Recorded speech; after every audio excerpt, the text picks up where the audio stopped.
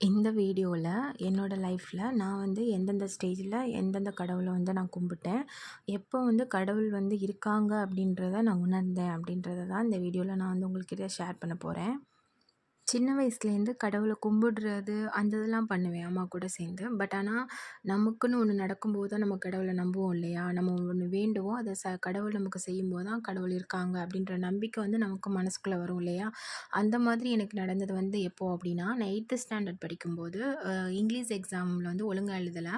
நான் ஃபெயில் ஆகிடுவேணும் அப்படின்னு சொல்லிட்டு பயந்துட்டு பிள்ளையார்கிட்ட உனக்கு நான் தேங்காய் உடைக்கிறேன், நான் எப்படியாவது இந்த எக்ஸாமில் பாஸ் ஆகிடணும் அப்படின்னு சொல்லிட்டு ரொம்ப பயந்துட்டே இருந்தேன். பார்த்தா எக்ஸாமில் 72 மார்க்கு என்னமோ எடுத்தேன். அந்த இடத்துல ஃபெயில் ஆகிடுவோனோ அப்படின்னு யோசிச்ச நேரத்தில் பாஸ் ஆனது ரொம்பவே மிராக்கிளாக இருந்துச்சு. அதுக்கப்புறம் கொஞ்ச நாள் வரைக்கும் எதுக்கெடுத்தாலும் பிள்ளையாரை வந்து கும்பிட ஆரம்பித்தேன்.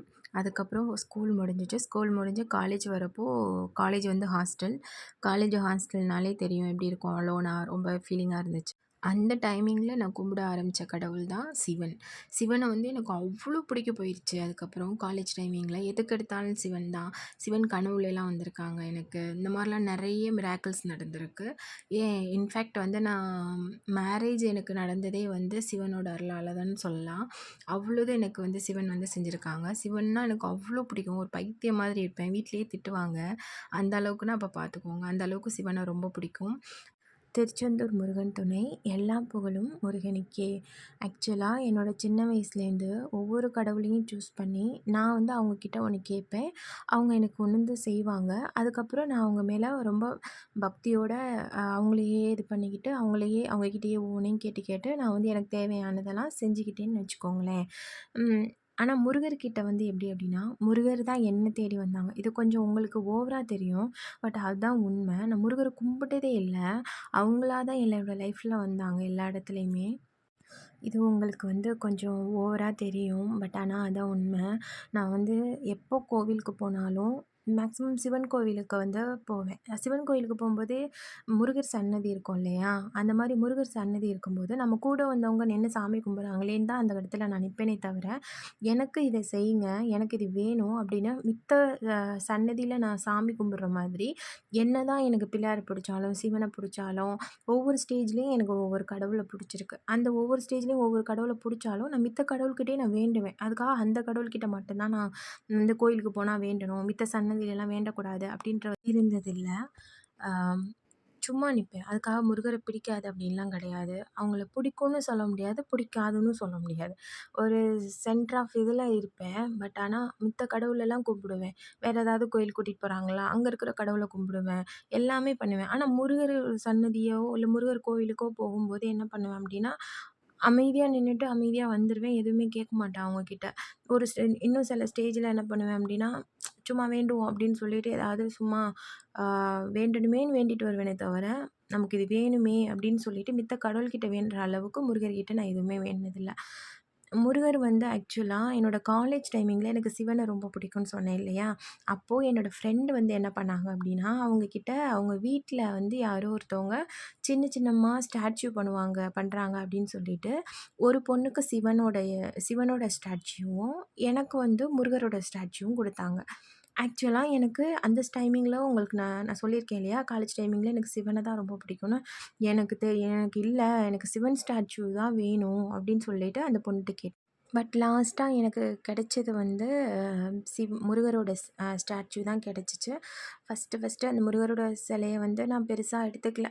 என்னதான் இருந்துச்சா நமக்கு சிவன் சிலை கிடைக்கலையே அப்படின்ற ஒரு இதுதான் தாட் தான் இருந்துச்சே தவிர, முருகரோட சிலை கிடைச்சிருக்கேன்ற ஒரு சந்தோஷம் இல்லைன்னு தான் உண்மையாவே சொல்லணும். அதோட நான் முருகர் நான் சாமி முருகர் சிலைய கொண்டு போய் வீட்டுக்கு போகும்போது ஹாஸ்டல்ல இருந்தேன் இல்லையா? அதனால வீட்டுக்கு லீவுக்கு போகும்போது கொண்டு போயிட்டு நம்ம வீட்ல இருக்கிற பூஜை அறையில வச்சுட்டு நான் வந்துட்டேன். அந்த பூஜை அறையில வச்சு ஒரு 1 மந்த்ல வீட்ல இருந்த பசுமாட்டுக்கு ரொம்ப முடியாம போயி, ரொம்ப இளச்சு படுத்த படுக்கையில கிடந்துச்சு. இறந்து போகிற நிலைமையில இருந்துச்சு. அந்த டைமிங்கில நான் பூஜை ரூம்ல எனக்கு அதெல்லாம் இப்ப தான் வந்து ஆக்சுவலா எனக்கு வந்து ரிலீவ் ஆகுது. எனக்கு இப்ப புரியுது அதெல்லாம் ஆக்சுவலா. அப்போ வந்து எனக்கு புரியல. நம்ம போய் கடவுள்கிட்ட அழுது வேண்டினோம். அதனால நம்ம மாடு வந்து பொழைச்சிருச்சு அப்படின்னு தான் தோணுச்சு. ஆனா அந்த டைமிங்கில நான் என்ன பண்ணேன் அப்படின்னா, எனக்கு அந்த மாடு ரொம்ப பிடிக்கும். ஸோ அதனால பூஜை ரூம்ல போயிட்டு எனக்கு என்ன செய்வீங்களோ தெரியாது. எனக்கு வந்து அந்த எனக்கு என் வீட்டில் உள்ள பசுமாடு வந்து சரியாகணும். அது இன்னும் கொஞ்சம் நேரத்தில எந்திரிச்சு நிக்கணும். அப்படின்னு சொல்லிட்டு நான் சாமிய கும்பிட்டுட்டு வெளியில வரேன். படுத்த படுக்கையில இருந்துச்சு. ஆக்சுவலா டாக்டர் வந்து குளுக்கோஸ் போட்டுட்டு போற ட அ நெலைமையில அந்த மாடு இருந்துச்சுன்னா பார்த்துக்கோங்க. ஆனா நான் சாமி கும்பிட்டுட்டு வெளியில போயி ஒரு 5 நிமிஷத்துல அந்த மாடு எந்திரிச்சு நின்னுச்சு. ஆக்சுவலா அப்போதைக்கு எனக்கு முருகர் தான் வந்து இத நமக்கு செஞ்சு நடத்தி குடுத்துருப்பாங்களோ! அப்டின்ற நம்பிக்கை எனக்கு அப்ப சுத்தமா கிடையாது. நம்ம போய் சாமிகிட்ட வேண்டுனோம். நமக்கு வந்து சாமி உடனே நமக்கு செஞ்சுட்டாங்களே! அப்டின்ற ஒரு தாட் தான் இருந்துச்சே தவிர, நம்ம வந்து முருகர் சிலைய கொண்டு வந்து பூஜை ரூம்ல வச்சிருக்கோம். நமக்கு அவங்க தான் இத வந்து செஞ்சிருக்காங்க அப்டின்றது எனக்கு இப்ப தான் அது தோணுது. ஒருவேள முருகர் தான் நமக்கு அது நான் அப்போதைக்கு நம்ம பசுமாடு வந்து நல்லபடியா எந்திரிச்சு நிக்கிறதுக்கு உதவி பண்ணியிருப்பாங்களோ! அப்படின்னு செஞ்சிருப்பாங்களோ! நம்ம வேண்டுனத அவங்க தான் நமக்கு நடத்தி குடுத்துருப்பாங்களோ! அப்படின்றது எனக்கு இப்ப தான் தோணுது. இத சொல்லும்போதே எனக்கு ஒரு மாரி எமோஷனல் ஆகுது.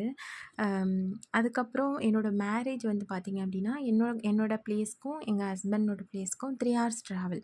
ஸோ 3 ஹார்ஸ் ட்ராவல்ன்றனால இங்கேருந்து இங்க உள்ளவங்கலாம் அங்க வரணும்னாலும் கஷ்டம். அங்கேருந்து இங்க வரணும்னாலும் கஷ்டம் இல்லையா? அதனால மேக்ஸிமம் வந்து மாப்பிள்ளை வீட்ல சொல்லிட்டாங்க. உங்களோட இஷ்டம். நீங்க எங்க வேணாலும் மேரேஜ் வச்சுக்கோங்க அப்படின்னு சொல்லிட்டாங்க. ஸோ அப்பா வந்து என்ன பண்ணாங்க அப்படின்னா, 2 பேருக்கும் இது இல்லாம சென்டர் ஆஃப் பிளேஸ்ல இருக்கட்டும் அப்படின்னு சொல்லிட்டாங்க. இதுவரைக்கும் நல்லா பார்த்துக்கோங்க. இதுவரைக்கும் எங்க வீட்டு சைட்லேருந்து யாரும் அந்த முருகன் கோவில் ஆக்சுவலா என்னோட மேரேஜ் குன்றக்குடி முருகன் கோவில்ல தான் நடந்துச்சு. குன்றக்குடி முருகன் கோவிலுக்குன்னு யாரும் போனதில்ல. அங்க அந்த முருகர வேண்டி எங்களுக்கு ஏதாவது நடந்திருக்கு. இந்த மாதிரி ஏதாவது எங்களோட ஃபேமிலி பேக்ரவுண்ட்ல ஏதாவது இருக்கு அப்டின்னாலும் எதுவும் கிடையாது. இன்னும் சொல்லப்போனா என்னோட ஃபேமிலில யாருமே முருகர் பக்தரும் கிடையாது. அப்போதைக்கு அப்பாக்கு ஏன் வந்து அதுவும் முருகன் கோவில்ல. இம் இதுதான் எனக்கு தெர்ல. ஏன் வேற ஏதாவது ஒரு கோயில்ல கூட நடந்திருக்கலாம் இல்லையா? ஆனா முருகன் கோவில்ல, குன்றக்குடி முருகன் கோவில்ல தான் என்னோட மேரேஜ் வந்து நடந்துச்சு. ம். முருகன் கோவில்ல நடந்துச்சு.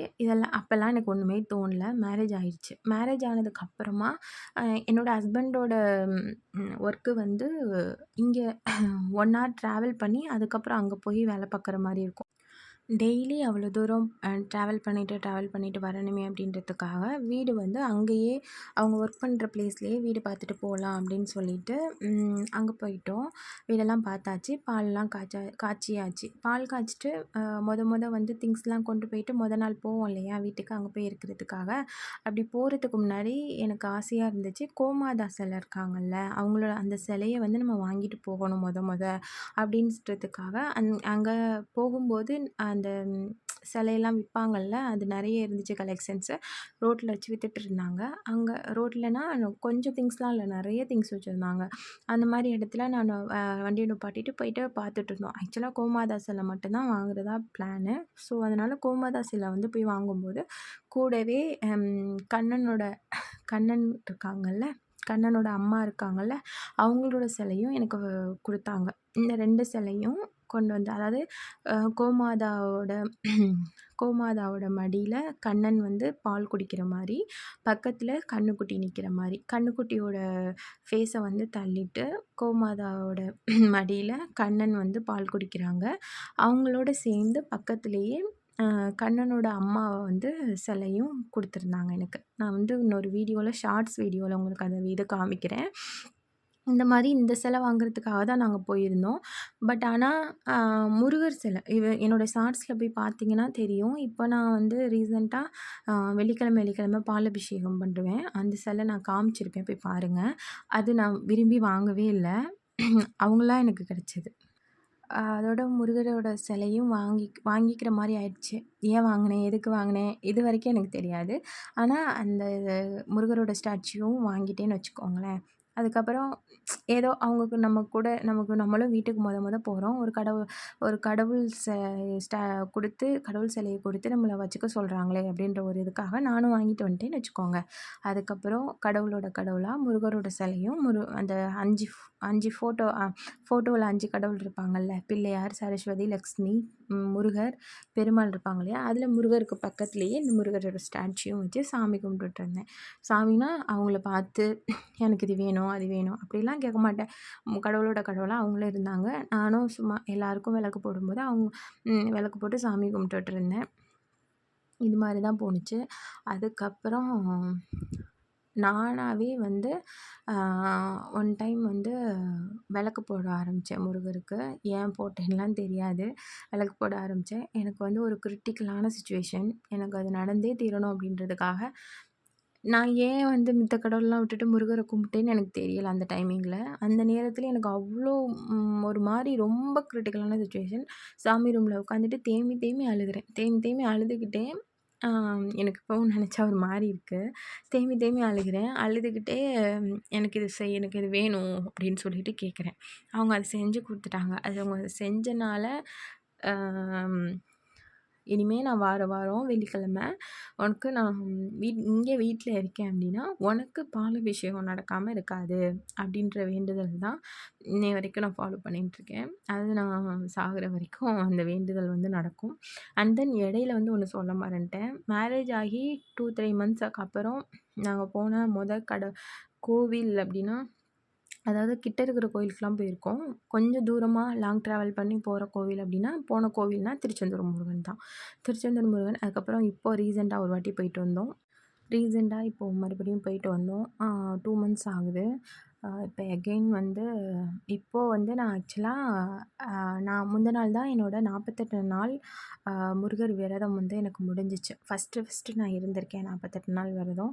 நல்லபடியா முடிஞ்சுச்சு. ரொம்ப சந்தோஷமாவும் இருந்துச்சு. நான் எப்பயுமே நெனச்சதே இல்ல. நான் இப்படி ஒரு முருகர் பக்தரா இருப்பேன். முருகர் பக்தரா ஆவேன் அப்படின்னு நான் சத்தியமா நெனச்சதே கிடையாது. ஒவ்வொரு ஏதோ நான் போன ஜென்மத்தில ஏதோ ஒரு ஜென்மத்தில நான் முருகர் எதுவும் கும்பிட்டுருப்பேனோ என்னவோ தெரில. அந்த தொட்டக்குறைன்னு சொல்லுவாங்கல்ல, அதுவா என்னன்னு தெரில. நான் என்ன புண்ணியம் பண்ணணும்னு எனக்கு தெரில. அதனால தான் ஒரு வேளை முருகரே எனக்கு இந்த ஜென்மத்தில நான் அவங்கள போய் தேடலைனாலும், அவங்க என்னைய தேடி வந்து என்னை வந்து அவங்கள கும்பிட வச்சிருப்பாங்களோ! அப்படின்னு சில டைம் தோணுது. இப்போலாம் முருகர ரொம்ப புடிச்சிருக்கு. இப்போ முன்னாடி என்னோட லைஃப்ல முருகர நான் கும்பிட்டதே இல்லைன்னு சொன்னேன். ஆனா இப்போ என்னோட லைஃப்ல எல்லாமே முருகர் அருளால தான் எல்லாமே நல்லபடியா நடந்துட்டுருக்குன்னே சொல்லலாம். ம்.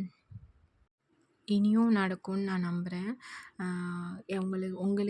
இந்த வீடியோ பார்த்துட்ருக்க உங்களுக்குமே வந்து கடவுள கும்பிடலாமா? எந்த கடவுளா இருந்தாலும் பரவால்ல. ஆனா நம்பி கும்பிடுங்க. அவங்களோட மந்திரங்கள சொல்லுங்க. உங்களுக்கு ஒரு கஷ்டம் வருதுன்னா, அத கடவுள்ட்ட போய் சொல்லுங்க. கண்டிப்பா நீங்க நெனச்சது நடக்கும்.